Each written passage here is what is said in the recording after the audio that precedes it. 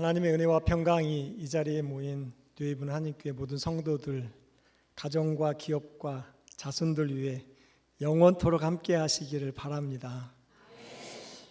6년 만에 교회를 방문하게 되었습니다. 그때는 손님으로 왔었는데 그 사이에 케냐와 뉴에이븐 하나님교회가 선교 안에서 인연을 맺으면서 제가 이제는 가족이 되어서 가족의 신분으로 이 자리에 왔습니다.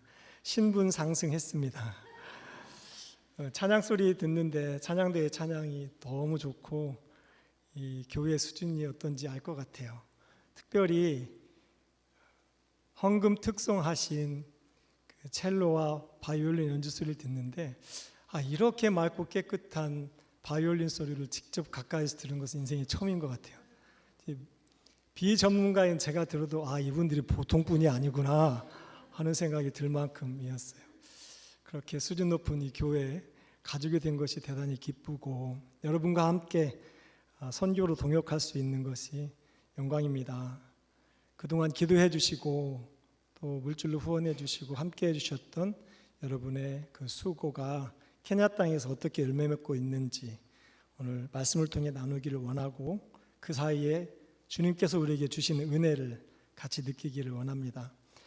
그동안 저희가 사역해왔던 사역을 짧게 영상으로 담아봤는데요. 먼저 이 영상을 보시고 말씀을 나누도록 하겠습니다.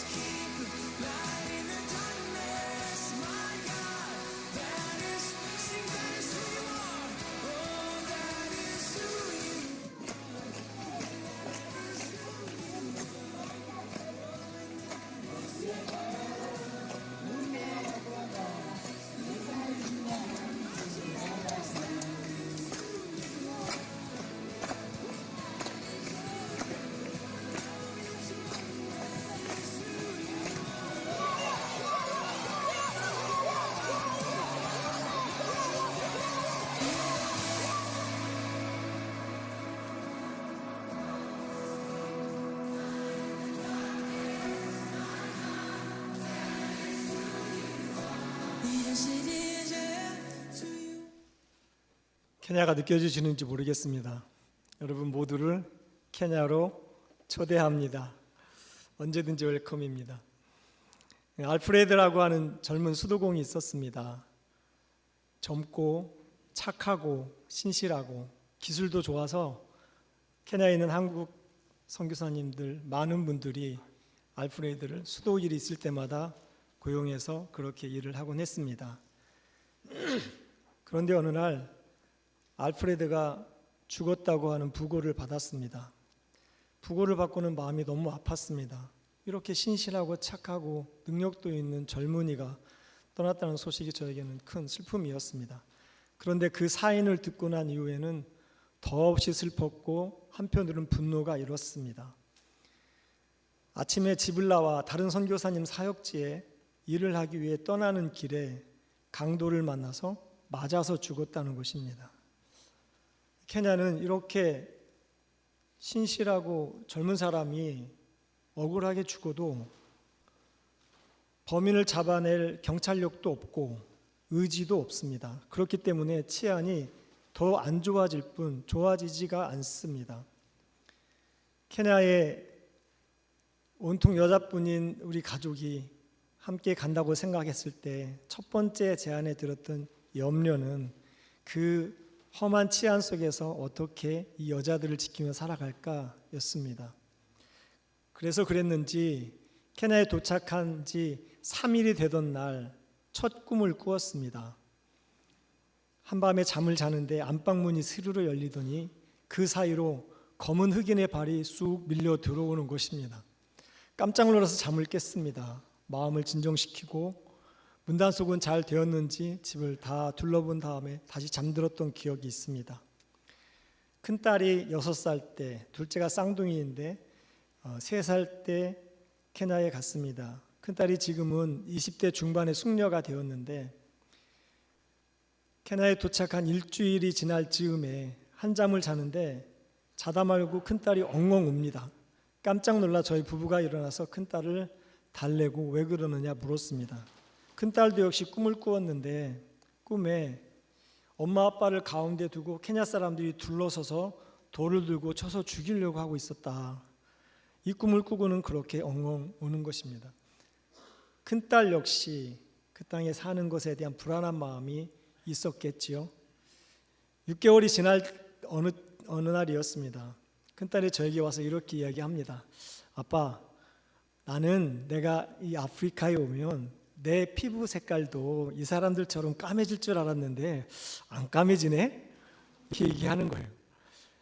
우스운 일이어서 한참 웃었지만 지난 6개월 동안 내 피부가 언제 이 사람들처럼 까매지나 염려하고 초조하게 지냈을 딸을 생각하니 마음이 또 착잡하고 아프기도 했습니다. 저희 가족은 이렇게 각자가 자기의 희생 몫을 가지고 케냐 땅을 밟았습니다.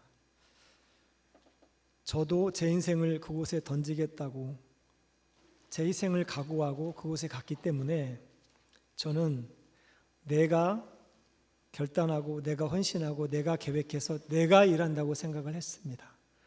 그런데 20여 년을 살아온 지난 선교의 삶을 돌아보면 그 어느 것 하나 내 마음대로 내 계획대로 된 일이 없음을 깨닫게 됩니다.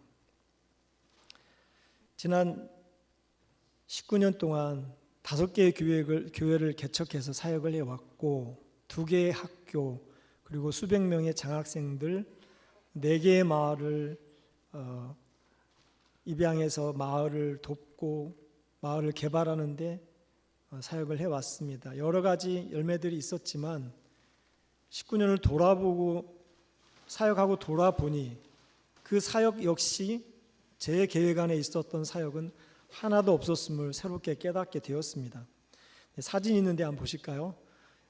지금 보시는 곳은 2번째 사역지 소소마라고 하는 마을입니다. 소소마 사람들 99%가 저런 집에 삽니다. 넘겨볼까요? 여기도 소소마 사람들이 사는 주거 형태입니다.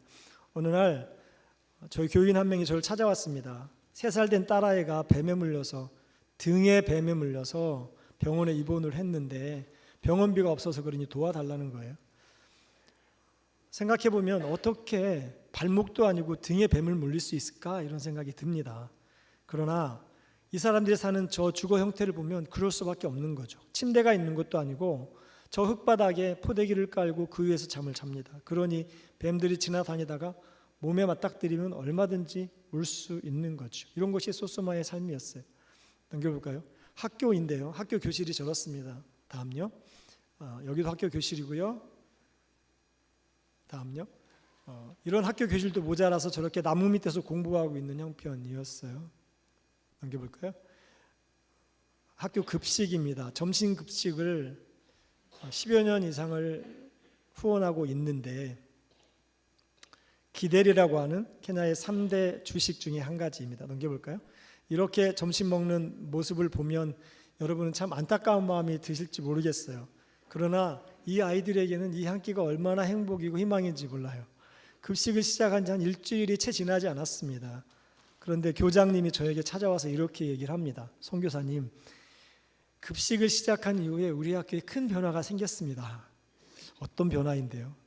결석률이 완전히 줄었습니다. 그전에는 집안에서 바쁜 일이 있으면 부모가 학교를 안 보내고 일을 시켰다는 거예요. 아이들도 학교를 오다가 곁길로 새서 안 오는 날이 많은데 급식을 시작하고 나니 밥 한 끼 먹기 위해서 학교를 빠지지 않고 온다는 것입니다. 이런 것이 소소마의 삶입니다. 넘겨볼까요? 소소마 사람들이 마시는 물이에요. 넘겨보죠. 이곳에 살면서 저희에게 큰 챌린지는 깨끗한 물을 내는 것이었어요. 그래서 어렵사리 물을 파서 물을 냈습니다. 넘겨보죠. 물을 파서 지하수가 나오니 사람들이 물을 길어먹고 건기가 되어서 물이 없어도 이곳을 길어먹기 때문에 예전에 하던 고생은 하지 않아도 되는 그런 상황이 되었습니다. 넘겨볼까요? 소소마도 저희가 계획해서 이곳에 개척하겠다고 생각한 곳이 아니었습니다. 다른 곳에 개척하고 싶은 마음에 답사를 다니다가 우연히 만난 마을이 소소마 마을이었습니다. 그런데 소소마 마을에 도착해서 학교를 둘러보고 마을을 둘러보는데 가슴이 뛰기 시작했어요. 결정적으로 이곳에 개척을 해야 되겠다고 결단했던 이유는 소소마 마을에는 교회가 없었습니다. 교회가 없어서 이곳에 태어난 아이들은 예수를 믿을 기회도 없었고 다른 마을 살다가 이곳으로 이사 오면 예배를 드리고 싶어도 드릴 수 없는 그런 형편에 있었던 것이죠. 교회가 없다는 말을 듣고 그 시로 개척하기로 결단을 하고 그 다음 주부터 예배를 시작을 했습니다. 저렇게 나무 밑에서 예배를 드리고 3년 반여 예배를 드리는 동안에 예배당을 건축을 했습니다. 넘겨보죠. 예배당을 건축을 해서 지금은 저희 예배당에서 예배를 드리고 있고 여기는 말씀드린 것처럼 두 번째 사역지이고요. 현재 저희는 마사이 부족 안에 있는 네 번째 개척한 교회에서 목회하고 사역을 하고 있습니다. 이 교회 건축을 위해서 헌금한 장로님이 한국에 있어요. 이 장로님이 처음에 소소마 개척해서 아무것도 없을 때 소소마를 다녀가고 이곳에 교회를 건축하고 싶은데 건축원금을 하시면 어떻겠느냐 저희 동료를 받아들여서 건축원금을 그분이 하셔서 건축하게 되었습니다. 그리고는 케냐를 오지 않았어요. 10여 년이 넘었는데 지난해 어느 날 장로님이 전화를 했어요. 네 번째 사역지 건축 중이었는데 그곳에 가서 건축을 돕고 싶다는 거예요. 그래서 케냐에 와서 저희와 한 달 반을 저희 집에서 같이 지내며 건축도 하고 사역도 돌아보고 그렇게 지냈습니다.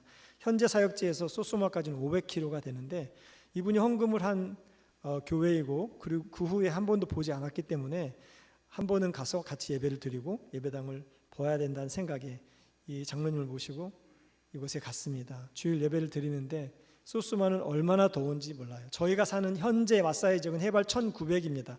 낮 해가 뜨겁기는 해도 덥지는 않습니다. 그런데 소소마 마을은 여러분이 생각하는 아프리카 그 날씨 그대로 너무 더워서 낮 시간에는 아무것도 할 수 없는 그런 기후입니다. 그곳에서 양철 지붕이 있는 교회 안에 예배를 드리니 기분이 더운데 아이들이 뛰면서 찬양하는 그 열정이 얼마나 좋은지 땀이 펄펄 흐릅니다. 그런 장면을 보고 이 장로님이 너무 감동이 되고 기뻤어요. 당신이 헌금한 헌금으로 교회가 지어졌고 이곳에서 이 사람들이 이렇게 열정적으로 예배 드리는 걸 보니까 너무 행복했던 거죠. 예배를 마치고 마당으로 나왔습니다. 마당 주변을 돌아보다가 저 물탱크를 보는데 저에게 묻습니다. 이 물탱크는 뭡니까? 물이 나온 이후에 7년 반을 사용을 했어요. 소수마 사람들이 건기 때마다 물이 없어서 힘들 때 물을 길어가고 저 지하수의 혜택을 많이 받았죠.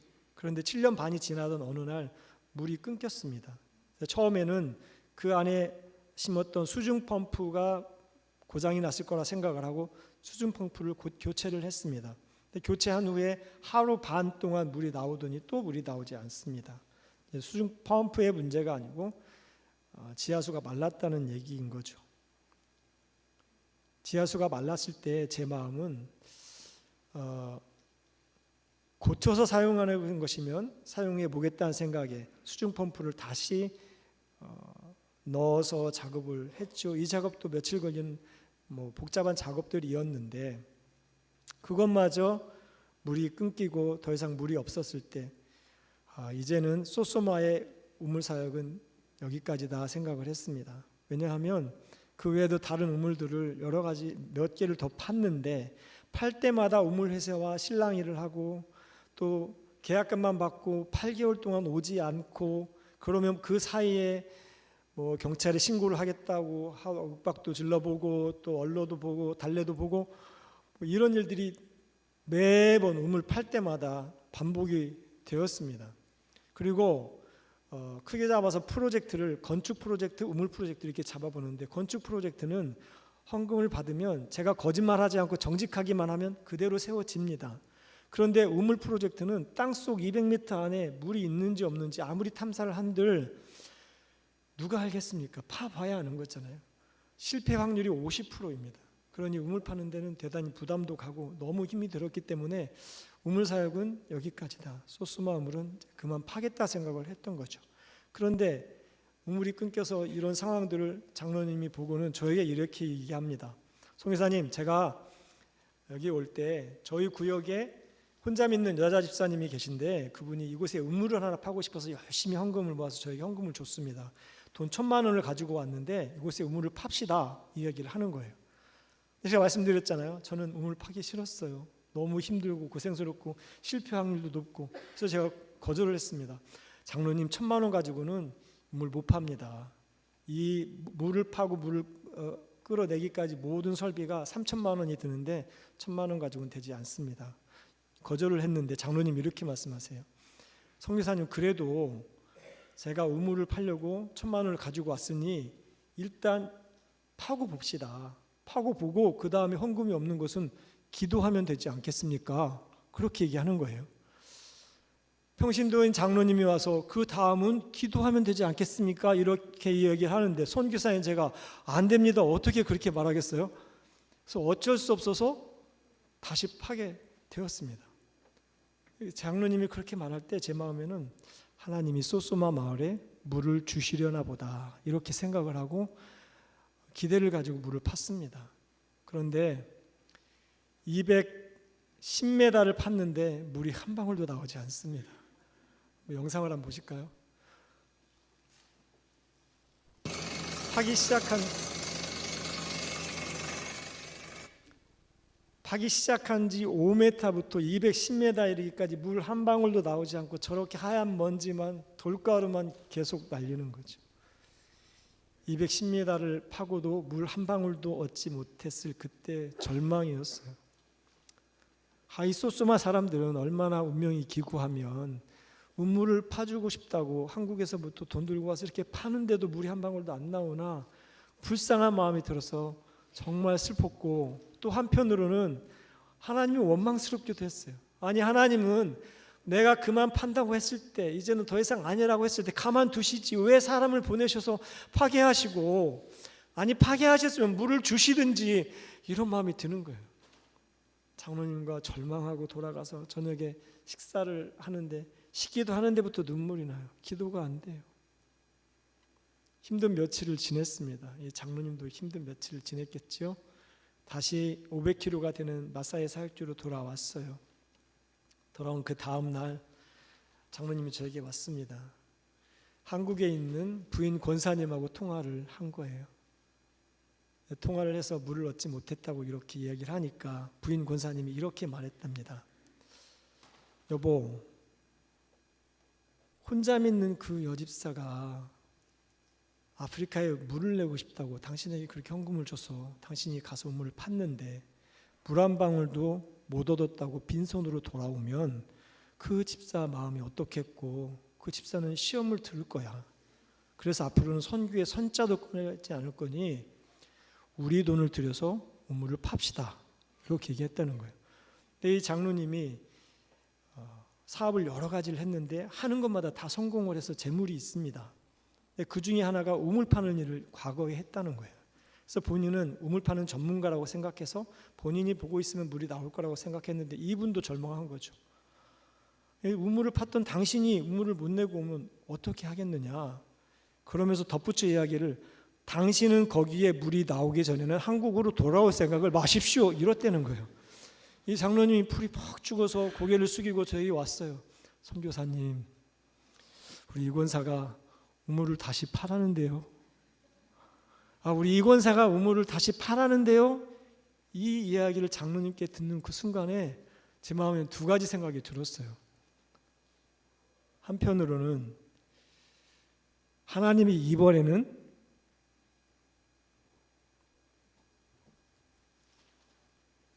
소소마 마을에 물을 주실까 하는 마음과 다른 한편으로는 이번에도 안 주시면 어떻게 하지? 이 마음이 들었어요. 이번에도 안 주시면 어떡하지?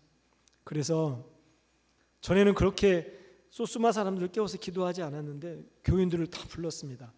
첫 번째 우물 팔 땐 우리가 기도가 약했다. 우리 믿음을 가지고 기도하자. 그래서 그 시로 우물을 팔 때까지 계속 기도했어요. 매일 기도했습니다.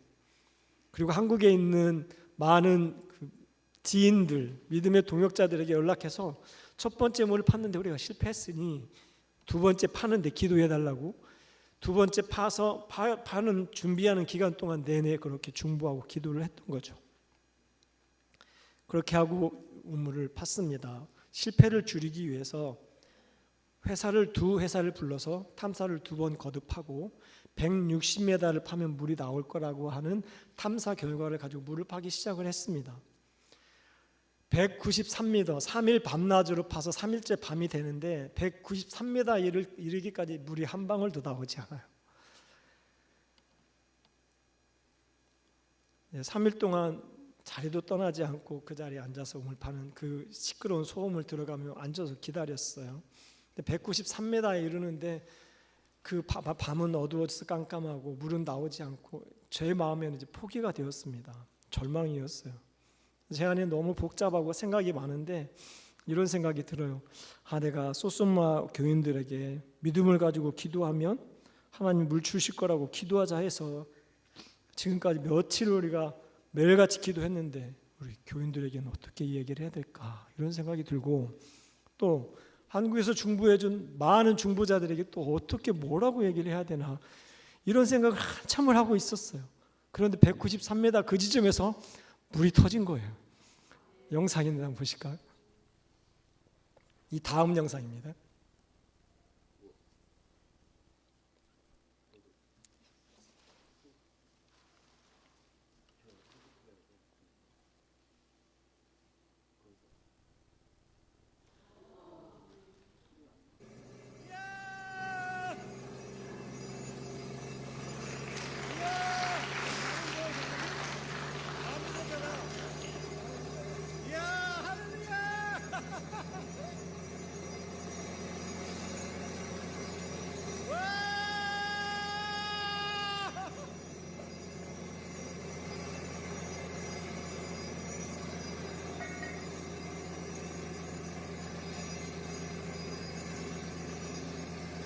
괜찮은데?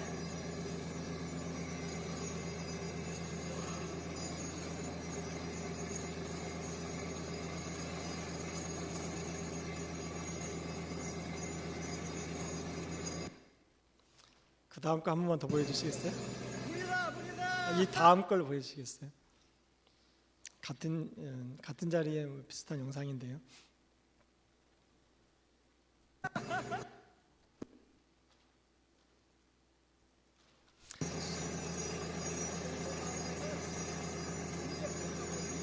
물이 터져서 나오는데 얼마나 마음이 흥분된지 모르겠어요. 제가 저렇게 방정 맞은 사람이 아닌데 나도 모르게 탄성이 나오고 할렐루야가 저절로 나와요. 물량도 소소마는 워낙 가문 곳이라 인근에 우물을 판 곳이 몇 군데가 있습니다만 물량이 아주 적어요. 그런데 이곳은 그곳의 10배 이상이 되는, 쓰고도 충분히 남을 만큼 그렇게 많은 물량이 나왔습니다. 그날 밤 잠이 오지 않아요. 마음이 괴롭고 힘들어서 밤을 새운 적은 몇 차례 있었으나 이렇게 행복한 마음 때문에 잠이 안 온 때가 언제가 있었나 생각해 보니 총각 때 제 아내에게 어설프게 제가 프로포즈를 했어요. 여러분, 제가 보기에는 이렇게 보여도 아주 순진한 청년이었습니다. 어설프게 프로포즈를 했는데 제 프로포즈를 제 아내가 듣고는 나도 오빠가 좋아 이렇게 프로포즈에 반응했던 그날 밤 세상이 달라 보였습니다. 너무 좋아서 이 가슴이 뛰어서 잠이 오지 않아 밤을 샜던 기억이 나는데 그 후로 27년 만에 처음으로 그렇게 뜬 눈으로 밤을 새웠어요. 너무 좋고 흥분이 돼서 뜬 눈으로 밤을 새우는데 그 밤에 하나님께서 오늘 본문을 읽었던 본문에 그 말씀을 저에게 하셨어요. 너희 안에 행하시는 이는 하나님이시니, 너희 안에서 행하시는 이는 하나님이시니. 지금까지는 내가 헌신했고 내가 희생하고 내 인생 드렸으니 내가 한다고 생각을 했는데 생각해보니 그 어느 것 하나 내가 한 것이 없었습니다. 이 우물도 제가 애쓰고 발을 동동 구른들 어떻게 내겠습니까? 너희 안에 행하시는 이는 하나님이시니, 하나님이 행하시고 계심을 깨닫는 밤이었습니다. 하나님은 그렇게 저의 삶의 사역에 깊이 개입하셔서 하나님의 열심으로 인도하셨어요. 쉬지 않고 역사하신 그 하나님을 날마다 느끼는 순간들이 많았음에도 불구하고 저는 제가 한다고 생각했던 것이죠. 세 번째 사역지름이 모를로인데 3년 반 동안 목회하다가 새로운 목회자에게 이양을 하고 네 번째 사역지를 개척을 했습니다. 종종 방문해서 설교를 하고 교인들과 교제를 하는데 어느 날 설교를 했습니다. 설교를 하고 끝내고 자리에 앉았는데 목회자가 이야기합니다. 최근에 우리 가정이 어려운 당한 가정이 있는데 기도를 해달라는 거예요. 어떤 어려움을 당했습니까? 물었는데 이야기하기를 두 어린아이가 있는데 엄마 아빠가 젊다. 내 엄마 아빠가 일주일여간에 동시에 죽었다는 거예요. 그래서 할머니가 그 외에 자손도 많고 가난한데 이 두 손주를 떠안게 되었다. 그 할머니가 손주와 함께 교회에 왔는데 기도를 해달라는 거죠. 사진 있는데 한번 보실까요? 아이를 보는데 정말 이 아이들이 미래가 어떨지 선하거든요. 마음이 너무 아파서 어떻게 기도했는지도 모르겠어요. 울면서 기도도 제대로 못하면서 그렇게 기도를 끝낸 것 같아요. 그래서 예배를 마치고 다시 지금 사역지로 돌아왔습니다. 돌아오면서도 왜 하나님께서 이 아이들 나에게 만나게 하셨을까 이런 마음 들고 어떻게 해야 되나 이런 염려하는 마음만 가지고 있었죠. 하루를 지냈습니다. 그 다음날 아침 일찍 한국에서 친구 목사에게 전화가 왔습니다. 그 교회 아동부 아이들이 헌금을 모았는데 앞으로 이 헌금 가지고 케냐에 있는 어린아이 2명을 돕고 싶다. 매달 헌금을 해서 정기적으로 헌금을 보낼 테니 마사이의 어린아이 2명을 소개해달라 이렇게 얘기를 하는 거예요. 저는 이 전화를 받는 그 순간에 정말 온몸에 전율이 흘렀어요. 나는 기도하고 와서 아무것도 할 거 없고 염려만 하고 있는데 우리 하나님은 그 사이에도 간섭하시고 개입하셔서 그렇게 이 아이들을 그 교회와 연결시켜주는 이런 상황들을 보면서 그 하나님의 열심, 끊임없이 변함없이 내 삶에 역사하시는 그 하나님의 역사하심이 느껴져서 정말 온몸에 전율이 흘렀습니다. 너희 안에 행하시는 이는 하나님이시니. 넘겨볼까요? 자기의 기쁘신 뜻을 위하여 너희에게 소원을 두고 행하게 하신다. 빌립보서는 사도 바울이 2차 전도 여행 기간 동안에 개척한 교회입니다. 사도 바울이 개척한 교회인데 빌립보 교회는 사도 바울 선교에 큰 동역자가 되었습니다. 열심으로 헌금하여서 선교비를 보내고 기도하고 사도 바울과 마음을 공감하며 사역을 했던 거죠. 그래서 여러분 잘 아시는 것처럼 빌립보서는 사도 바울이 옥중에서 쓴 서신인데도 불구하고 그 주제가 기쁨이에요. 너희를 생각할 때마다 내가 기쁘다. 항상 기쁨을 얘기를 했습니다. 그만큼 빌립보 교회가 사도 바울에게 선교에 큰 힘이 되었고 인생의 기쁨이 되었던 거죠. 그렇게 열심히 헌신하는 빌립보 교인들에게 사도 바울이 주는 메시지는 너희 안에 행하시는 이는 하나님이시다. 너희가 아니고 하나님이시다. 하나님께서 자기의 기쁘신 뜻을 위하여 너희에게 소원을 두고 행하게 하신다. 우리가 사역하고 있고 우리가 애쓰고 있지만 하나님이 하나님의 열심으로 사역하신다는 사실입니다. 넘겨볼까요? 세 번째 사역지 모를로라고 하는 마사이 지역입니다. 보시는 집은 저희 모를로 교회 100% 교인들이 사는 솥동집입니다. 솥동과 진흙을 버무려서 벽에 발라서 만든 그런 집인데 100% 모든 교인들이 저 집에 살아요. 넘겨볼까요? 구역 예배 드리는 장면이에요. 넘겨보죠. 이곳에 개척을 했습니다. 개척을 해서 저 뒤에 보이는 빨간 지붕 건물 2개가 있는데 하나는 교육, 하나는 숙소이고요.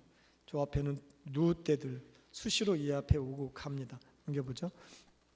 첫날 개척을 시작해서 땅을 파기 시작하는 때에 저와 저의 스텝 한 명, 2명이서 텐트를 들고 저 광야에 갔어요. 광야에 첫날 찍은 사진인데 텐트를 치면서 제 안에 이런 생각이 들어요. 케냐에서 여기에서 살면서 염려할 수 있는 건 2가지. 하나는 치안, 강도는 없을까? 또 하나는 여기가 여러분 잘 아는 동물의 왕국에 나오는 세렝게티라고 하는 그 큰 공원과 가까운 한 동네인 것입니다. 그러니 동물들이 저렇게 많은 거죠. 밤에 잠을 자는데 하이에나 울음소리가 사방에서 들려와요. 야, 이거 하이에나에게 잡혀먹는 건 아니야? 뭐 이런 염려도 드는 그런 곳이었는데 도전해보는 거예요. 첫 발을 여기서 시작하는 거니 이곳에서 자면서 시작을 해보자. 그렇게 사역을 시작을 했습니다. 넘겨볼까요? 양철로 교회를 지어서 예배를 시작했고요. 이 앞에는 뭘까요? 화장실. 네, 역시 우리 송간에 센스가 있습니다. 화장실. 마사이에 화장실이 저거 분위기에서 널린 게 다 화장실이지만 실제로 마사이 소똥집에 가면 화장실이 없습니다. 저 광야가 다 화장실입니다. 없지만 하루에 한 번은 저기에 들어가야 되는 그런 곳인 거죠. 넘겨볼까요? 8개월여 지날 즈음에 성탄절을 맞았는데 아이들 한 100여 명 모여서 예배를 드리게 되었어요. 넘겨보죠. 예배 끝난 장면이고요. 다음요. 이곳에 예배당을 건축을 해서 지금도 예배를 잘 드리고 있습니다. 넘겨보죠. 예배 드리는 장면이고요. 넘겨볼까요? 우물 파는 장면입니다. 6년 전에 제가 여기 있었다고 그랬잖아요. 1년 동안 OMSC에서 안식년을 하고 돌아갔습니다. 그때가 모를로 사역을 시작한 지 2년여쯤 되었을 때였어요. 1년 동안 쉬고 마음을 충전하고 기도하고 이제는 다시 돌아가면 정말 더 케냐 사람들을 사랑하고 헌신할 수 있을 거라고 하는 그 굳은 결심을 가지고 돌아갔습니다. 그리고 첫 사역이 저 우물 파는 사역이었어요. 이 모를로에 우물을 내서 이곳에 사람들을 먹이고 학교를 지어서 학교를 하고 보건소를 지어서 이 사람들을 치유해주고 훈련센터를 지어서 사람들을 훈련하고 또 농장을 만들어서 자체 생산해내는 이런 기능을 하겠다. 이런 큰 꿈을 가지고 물을 파기 시작을 했습니다. 넘겨볼까요? 네, 물 파는 장면이고요. 넘겨보죠. 3일 이틀째 100m를 파고 있었습니다. 네, 이틀째 아침인데 저 멀리에서 저 빨간색 망토를 입은 마사이 장정 20명이 초박초박 걸어와요. 마사이 사람들이 빨강색이 마사이의 색깔입니다. 대부분 저렇게 망토를 두르고 살아요. 슈카라고 부르는데 제가 입고 온 이 옷이 마사이의 전통 복장이에요. 저희가 후원하는 고등학생, 장학생이 지금 현재 95명이 있는데 이미 졸업했던 졸업생의 부모들이 너무 고맙다고 졸업할 때 와서 선물로 만들어 왔어요. 이 빨간색 역시 마사이고요. 저 망토를 두르고 오는 그 20명이 처벅처벅 들어오는데 왠지 마음이 불길해요. 뭔가 안 좋은 일이 있을 것 같은 예감이 들어요. 아니나 다를까 그를 인도하는 그 리더 한 사람이 저에게 오더니 눈을 부릅뜨고 이렇게 얘기합니다. 누가 당신들로 여기 우물을 파래? 어디에서 허락받고 파는 거야? 당장 멈춰. 멈추지 않으면 우리가 당신을 법정으로 끌고 갈 거야. 그러는 거예요. 아니, 이 우물 회사 사람들 여기까지 데려오려고 거의 1년여 가깝게 계약금을 낸 뒤로 그 스트레스 받아가며 얼르고 달래서 그렇게 데려와서 파기 시작했는데 어떻게 해? 여기서 그만둬. 100m를 팠는데 이제 약 100m만 더 파면 물을 얻을 수 있는데 저는 죽는 한이 있어도 그만둘 수 없다고 생각을 했어요. 요지부동하고 그렇게 서 있었습니다. 제가 그렇게 협박을 받고도 가만히 움직이지 않고 있으니 우물회사 직원들을 협박하는 거예요. 빨리 멈추고 지금까지 팠던 로드를 모두 걷어내. 그러지 않으면 이 차에 불을 지를 거야. 이렇게 협박을 하는 거죠. 그러니 우물회사야 계약금도 받았고 여기서 일을 멈춰도 손해볼 것이 없었습니다. 거기에 차가 불타면 자기들만 손해이기 때문에 더 이상 망설일 이유가 없는 거죠. 100m를 팠던 그 새 기둥, 그 로드를 전부 걷어내고 철수를 했어요. 철수하고 난 그 빈 터에 물만 남아있고 진흙만 남아있는데 그것을 확인하고 저 20명이 떠나갔어요. 떠나가는 뒷모습을 보는데 마음이 절망이에요. 견딜 수가 없어서 저도 그 자리를 떠났습니다. 떠나서 집으로 돌아오는데 돌아오는 내내 저를 협박했던 그 얼굴빛이 잊혀지지가 않아요. 저도 모르게 그 얼굴을 생각하면서 원망하고 있었습니다. 한참을 그렇게 나도 모르게 원망하고 있는데 하나님께서 제 귀에 이렇게 쟁쟁하게 말씀하셨어요. 그 얼굴 생각하며 원망하지 마. 내가 바라볼 곳은 하늘이야. 이렇게 말씀하셨어요. 내가 바라볼 곳은 하늘이야. 이 말씀을 듣는데 정신이 좀 들었습니다. 그렇지. 내가 바라볼 곳은 하늘이지. 그렇지만 그럼에도 불구하고 마음을 진정시키는데 그건 일주일이 걸렸어요. 일주일 동안 사역지도 가지 않고 아무 생각하지 않고 그냥 쉬었어요. 일주일 지나서 마음을 좀 진정시키고 다시 사역지에 갔는데 그 당시에 사역하고 있던 교회 목회 그것 외에는 방해 세력 때문에 더 이상 다른 사역들을 할 수 있는 형편이 못 됐습니다. 한 1년여 동안 이 문제들이 해결될까 기대하며 기다렸지만 진전이 없었습니다. 그래서 기도하며 결정하기를 이곳 말고 제3의 장소, 다른 곳에 4번째 사역지를 개척을 하고 그곳을 미션 본부로 삼고 여기는 지속해서 브랜치로 그렇게 사역을 하자 결정을 하고 4번째 사역지를 개척하게 되었는데 그곳이 지금 사역하고 있는 와소니로라고 하는 지역입니다. 이곳도 역시 마사이 사역지 안에 있죠. 한번 넘겨볼까요? 한 장만 더 넘겨볼까요? 5에이커를 구입을 했습니다. 5에이커 구입을 해서 처음에는 어린아이들을 모아서 공도 차고 놀다가 토요일 날 오후에 끝나기 전에 잠깐 기도하고 헤어지고 이렇게 하기를 3, 4개월 반복을 했습니다. 넘겨볼까요? 3, 4개월 정도 지나고 보니 아이들이 가서 어디에서 놀고 오는지 부모들이 궁금한 거예요. 부모들이 따라옵니다. 그럼 부모들에게 우리를 소개하고 선교사인데 이렇다, 이런 사역을 할 계획이다. 그렇게 소개를 하고 관계를 맺게 되었죠. 그렇게 수개월이 지나서 토요일 어느 날 내일부터는 주일날에도 우리가 이곳에서 모이고 예배를 드릴 테니 교회 안 다니는 사람은 환영이다. 그렇게 얘기를 하고 그 다음 주부터 개척을 해서 예배를 시작을 했습니다. 그것이 2년 반이 지나고 있는 상황이에요. 예배 드리는 장면입니다. 넘겨볼까요? 예배를 드리다가 목회자들을 훈련하기 위한 강의실을 하나 지었는데 강의실에서 예배를 드리게 되었어요. 온 교인이 다 모이면 이 강의실이 비좁아서 들어갈 수가 없었습니다. 그래서 예배당을 건축을 했습니다. 넘겨보죠. 예배당 새로운 예배당 건물이고요. 넘겨볼까요? 그 내부 예배 드리는 모습입니다. 한 장 넘겨보죠. 동영상에 대한 틀어주시겠어요?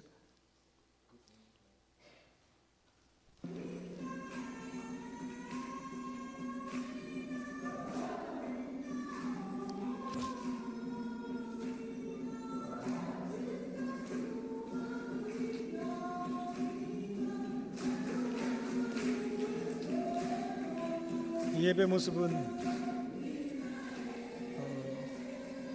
예배당을 완공하고 입당 예배 드릴 때에서 손님들도 좀 오고 그래서 성도가 더 많아 보입니다. 평소엔 이렇게까지는 아직 모이지 않고 있습니다.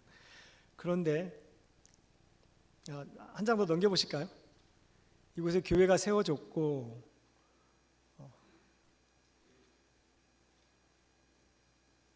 다음 장면요.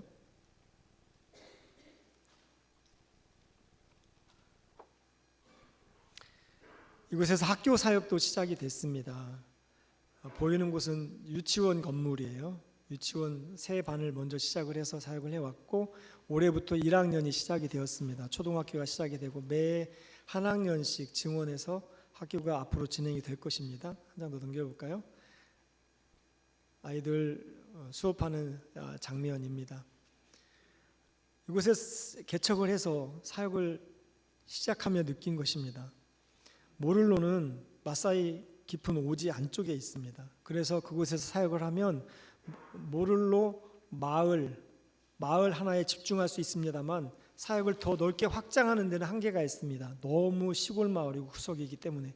그런데 그곳에서 1시간 나온 조그만 타운 마을이 왓소니로인데 이 왓소니로는 지리적으로 모를로와 1시간 거리이지만 조금 전에 말씀드렸던 세렝게티가 있는 그 공원까지 그 마을까지 70km 1시간 반경에 있고 또 다른 큰 마을이 하나 더 있어요. 반대쪽에 20분 거리에 있는 큰 마을이 하나 있고 케냐의 5대 도시 중에 하나인 나로기라는 큰 도시 타운이 17km 전방에 있습니다.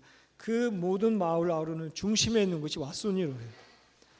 이곳이 앞으로는 사역을 더 확장하고 개척해 가는데 아주 수월하고 유익하고 또 이 사람들을 모아서 연합으로 할 수 있는 일들이 참 많은 거죠. 하나님께서 세 번째 사역을 내가는 실패라고 생각을 했는데 그렇게 인도하셔서 네 번째 사역을 개척해 하셨는데 돌아보니 네 번째 사역지는 그 이전보다 더 활발하게 더 크게 확장될 수 있는 그런 곳이었구나. 하나님의 열심, 내 열심보다 더 크신 하나님의 열심, 그 열심이 느껴지는 순간이었습니다. 당시에 많이 부르던 복음송가가 떠올랐어요. 다음 보여주실까요? 조금 느린 듯해도 기다려주겠니? 조금 더딘 듯해도 믿어줄 수 있니? 내가 가는 그 길 헛되지 않으니 나와 함께 가자.